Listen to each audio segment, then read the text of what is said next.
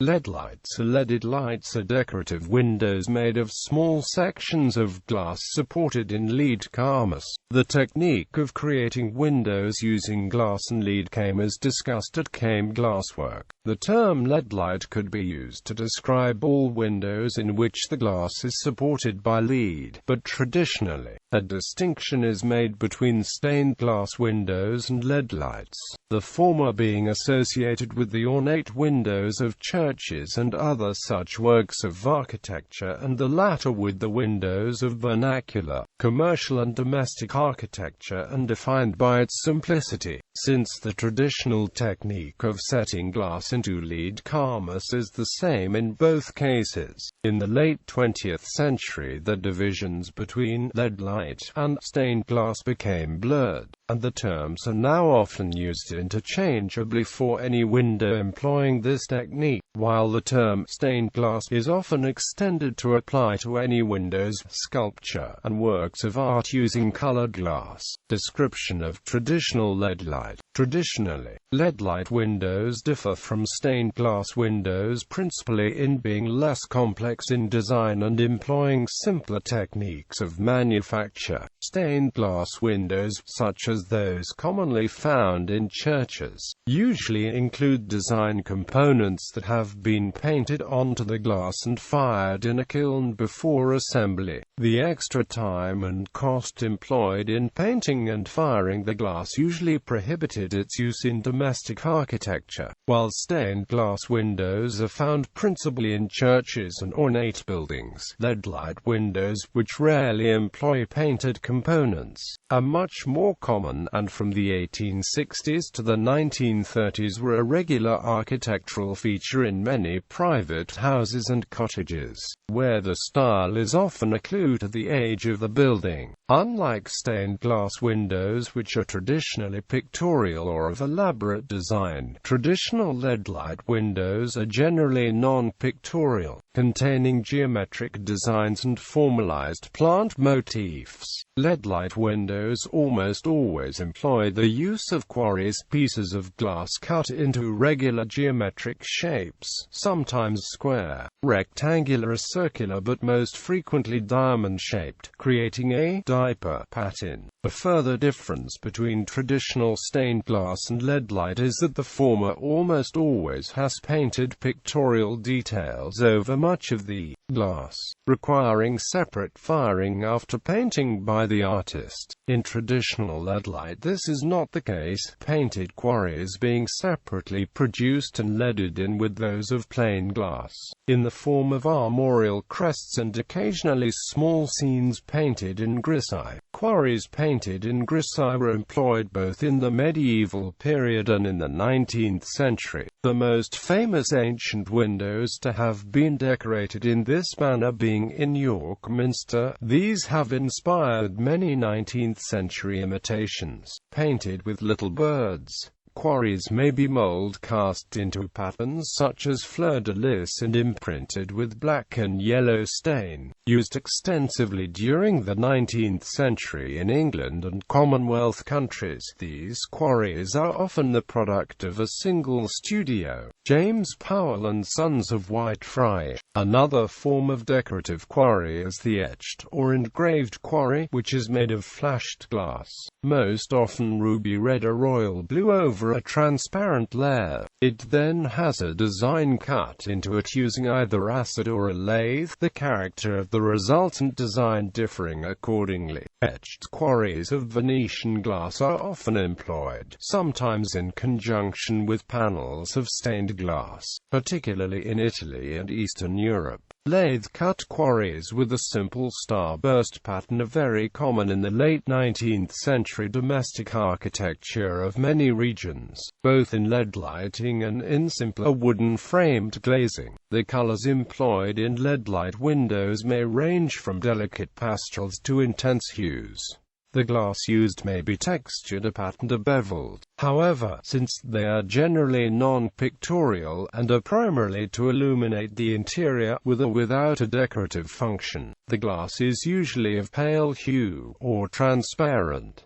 origin and continuity. The work of the lead lighter was essentially to provide windows that excluded the weather, but admitted light into buildings. Lead light has been in use for over 1,000 years, having its origins in the Roman and Byzantine windows that were made of thin sheets of alabaster set in armatures of wood or wrought iron, with the employment of small pieces of glass as the translucent material. Lead cames of each section were used to hold the glass in place, with the iron armatures being retained as support for larger windows. By the late Middle Ages, the profession of domestic lead lighter was common across Europe. Until World War II, most towns had a commercial shop producing domestic lead light. These craftsmen did not refer to the product as stained glass. The provision of decorative stained glass windows was a task requiring many more complex skills than the provision of domestic lead light. However, some of the major stained glass studios that produced church windows also produced lead light for commercial and domestic buildings, so that the division became blurred, and the lead lights, particularly for public buildings, were occasionally very ornate, as in the windows of Central Railway Station, Sydney. In the late 20th and early 21st centuries, the previously accepted division between lead light and stained glass has almost disappeared, with the terms stained glass and lead light are often being used interchangeably. This is because the techniques of construction of a pictorial stained glass window and a domestic lead light window are basically the same, and any glass that is colored or carries a stain is generally referred to as stained glass. History: 15th–17th centuries. Many buildings exist that were glazed at this period, Little Morton Hall in Cheshire, England, being particularly famous for the extensive nature of its lead lighting. During this period, large sheets of glass were unavailable. Domestic windows were generally small and were made of broad glass or cylinder glass before crown glass was first made in England in 1678. Broad glass is usually around 1.5 to 2 mm thick and uneven, often with scars and marks on the surface where it has been ironed flat, and often has a greenish tint. Later windows often had crown glass, which has a much better surface quality and shows slight concentric ripples that form as the disc is spun. Old windows often contain a mixture of several types of glass, as they will have been re-leaded about every 100 years, with the replacement of some of the quarries. The irregular glinting surface of diamond pane windows is a distinctive feature of old European houses. The diaper shape of the panes gave greater stability than square-cut straight-set panes, and it is accordingly more common. It was also convenient to cut diamond-shaped panes from a single crown of glass with less waste than that caused by cutting square panes.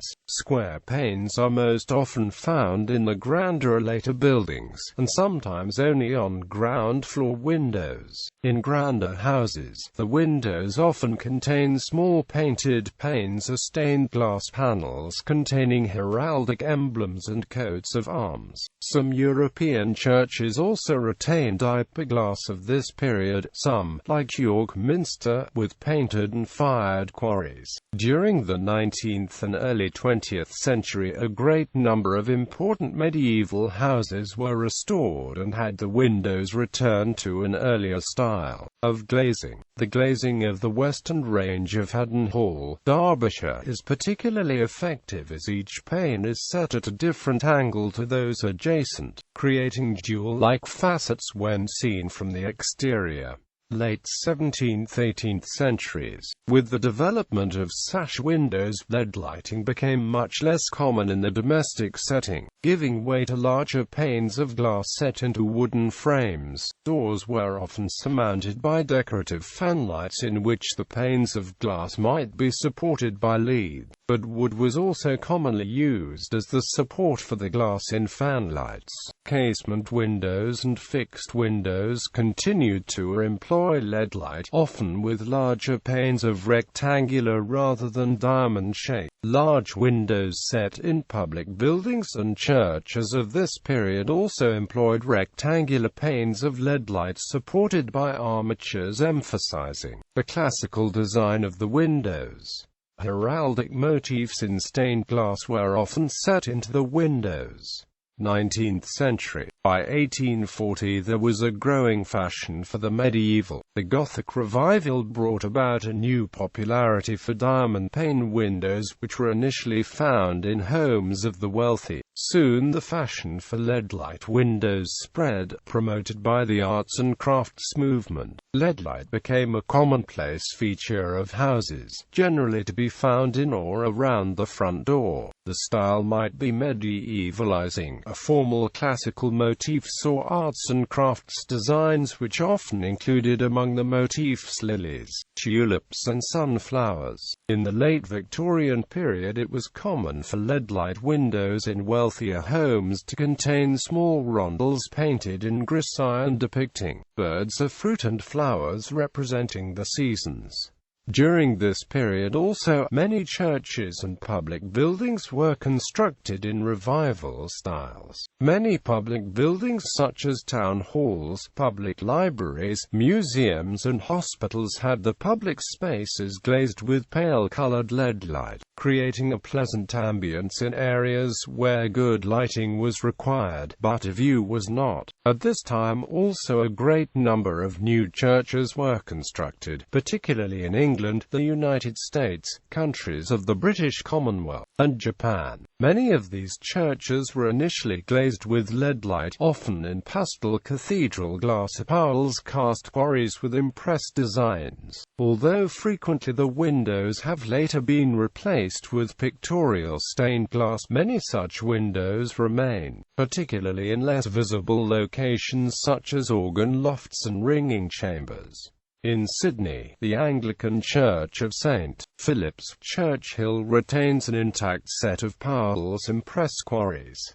20th century. Prior to World War I, in domestic architecture, the front entrance remained the focus for decorative lead lighting. It was also commonly used for stairwell windows but was uncommon in other locations where large panes of glass were valued over small ones. The Art Nouveau Secessionist style dominated the design, leading to the incorporation of many long curved sections of glass that were never previously a feature of lead light windows. As in the 19th century, there was much application of lead lighting to the foyers and public spaces of public buildings. Many late 19th and early 20th century commercial buildings make extensive use of lead lighting, particularly in shopping arcades and tea rooms. Lead lighting in translucent glass was also used extensively for internal doors of public and commercial buildings,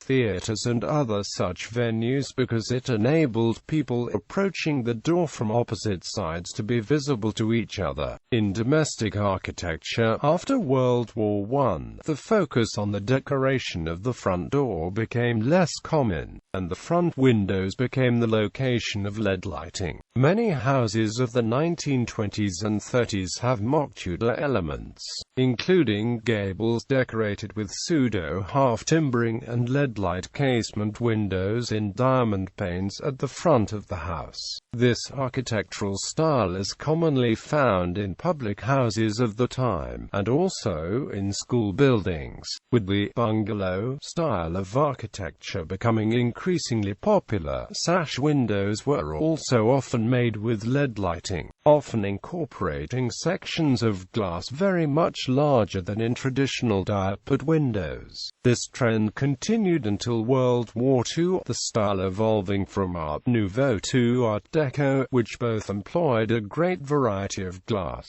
including cathedral glass and opalescent glass, as well as beveled glass.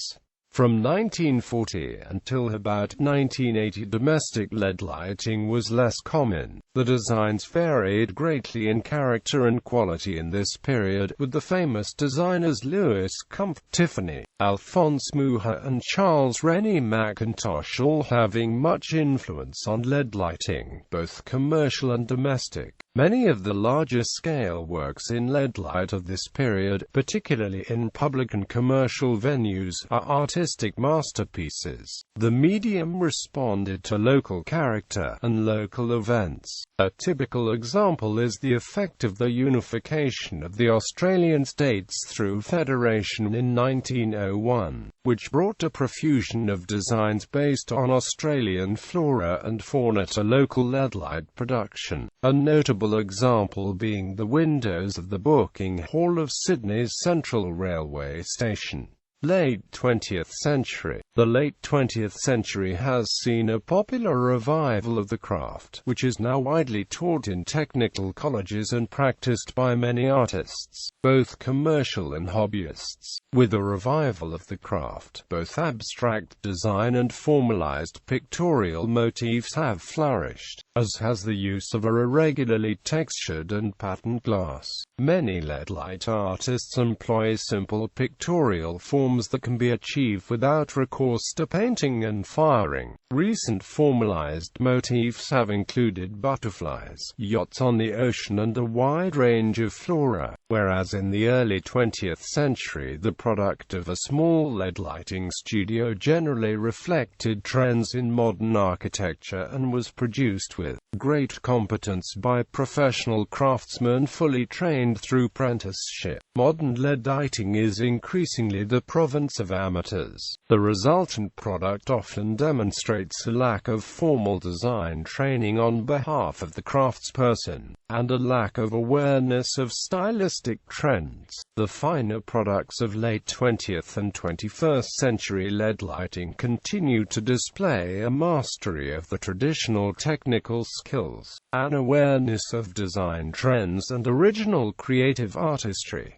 Artificial LED light, a commercially produced product, are often referred to as stained glass or LED light, is made of single sheets of glass with self-adhesive lead placed on both sides to replicate lead cames, and either a film or stain placed on the surface to replicate colored glass. This product has wide domestic application and may be mistaken for genuine stained glass LED light. Another method now available is the use of colored resins that are floated onto the glass, with the different colors divided by a line of resin that emulates the lead came which is used in traditional pieces.